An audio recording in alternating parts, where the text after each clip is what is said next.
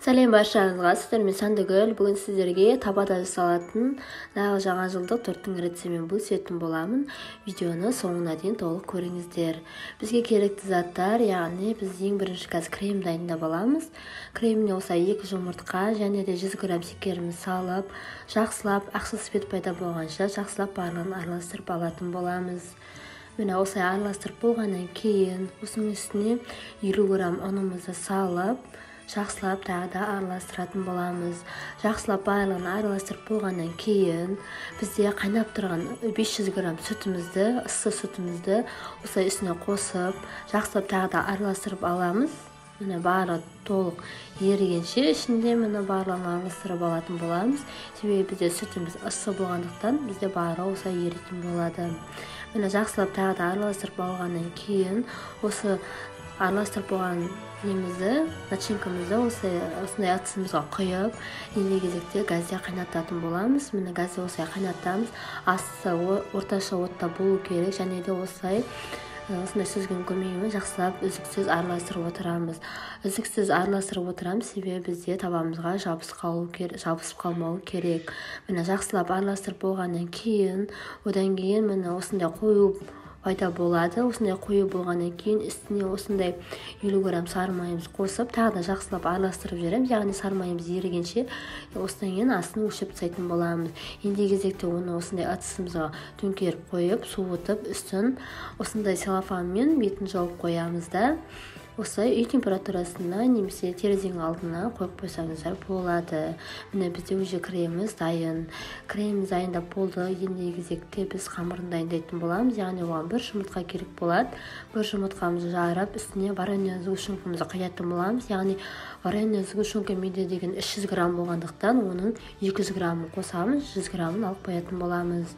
Міне ендігі кезекте тағы да жақсылап араластырып болғаннан кейін үстіне осындай ас қасықпен сұйық майымызды құямыз да. Және де осы кезекте мен шым тұз қостым. Видеоға түспей қалыпты. Тұзымызды қосып, жақсылап тағы да араластырып алатын боламыз. Міне араластырып болғаннан кейін 200 грамм, 280 грамм ұнымызды осылай үстіне ас содамды салдым. Шай қасықпен жақсылап араластырып, осылай сеткісімен осылай өткізіп, қамыр елейтін боламыз. Қамырымыз бізде жұмсақ болады. Ең алдымен бірінші осылай қасықпен араластырып дайындап алдым. Міне жақсылап араластырып алғаннан кейін артынша қолыммен осылай араластыратын боламыз. Достар, менің YouTube каналымда осы жаңа жылдық мерекеге байланысты жеңіл рецепттермен бөлісіп жатырмын. Салаттың, печеньенің, соларды көрсеңіздер болады. Барлығы үй жағдайында жасалатын, қол жетімді ингредиенттерден жасалатын рецепттер жасап көріңіздер. Міне мен артынша дәл осылай қолыммен жақсылап тағы да араластырып қамыр елейтін боламын.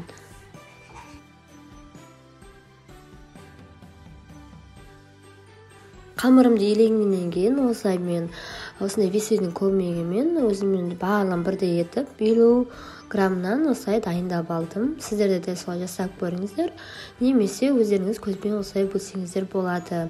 Осылай мен весельмен барлығын бөліп дайындап алдым. Ендігі кезекте қамырым жайғаннан кейін формасы өзгергендіктен осылай табақты қойып, осылай жан-жақтарын қалғандарын алып тастап, осылай дайындап алдым. Немесе олай жасамасаңыздар да болады, себебі артынан осылай тағы да табақпен барлығын қиып шығатын боламыз. Міне менде осылай дайын болды. Осындай жұқалықта болады. Одан кейін осылай табамызда 2 жағын осылай пісіріп алатын боламыз. Және де осылай мен барлығын дайындап алдым, жайып. Міне көріп тұрғандарыңыздай, менде бәрібір осындай фигурасы осылай өзгеріп кетті. Міне осылай артынша осылай пышақтың көмегімен осылай қиып, барлығын бір ретте осылай дайындап алатын боламыз. Осылай барлығын қиып, қалғандарын алып қоятын боламыз. Себебі бізге қазір оформление жасалғанда бізге керек болады.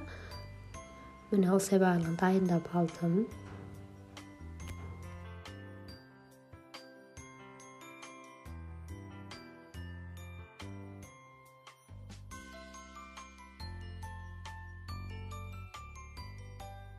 Ендігі кезекте манағы кремімізді алып, үстіне манағы қалған вареная сгущенкамызды осылай қостым. Қосып, жақсылап тағы да араластырып алдым. Міне жақсылап осылай араластырып аласыздар. Ендігі кезекте біз тортымызды дайындайтын боламыз. осылай астыңғы жағына кішкене крем жағып жүрмін, яғни қатты қозғалып кетпеу үшін. Осылай үстіне манағы қамырымызды қойып, одан кремді жағып, осылай рет-ретімен барлығын жағып шығатын боламыз. Міне осылай барлығын жағып алдым. Молынан жақсаңыздар да болады. Міне көріп тұрғандарыңыз дәл осылай рет-ретімен барлығын жағып шықтым. Сіздер де дәл осылай жасап көріңіздер. Осы тортты міндетті түрде жасап көріңіздер.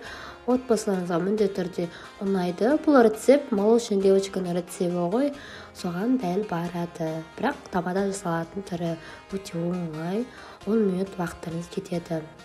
Міне артынша манағы қалған қамырымды осылай блендеріне өткізімде дәл осылай жан-жағына апарыммен жасадым. Ешқандай ештеңе сатып алмай, барлығын осылай өзіңіз осы рецептпен жасайсыздар. Барлығы дәл осылай жасалады. Өте оңай жасалады.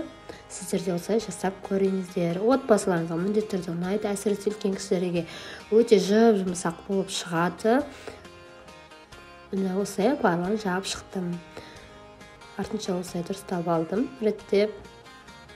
Және де осындай әдемілігі үшін осылай қолдан қағаздан осындай шыршаны қиып алып, артынша осылай дәл видеода да жасадым. Яғни бізде немізге тортымызға сән беру үшін балаларға өте ұнайды.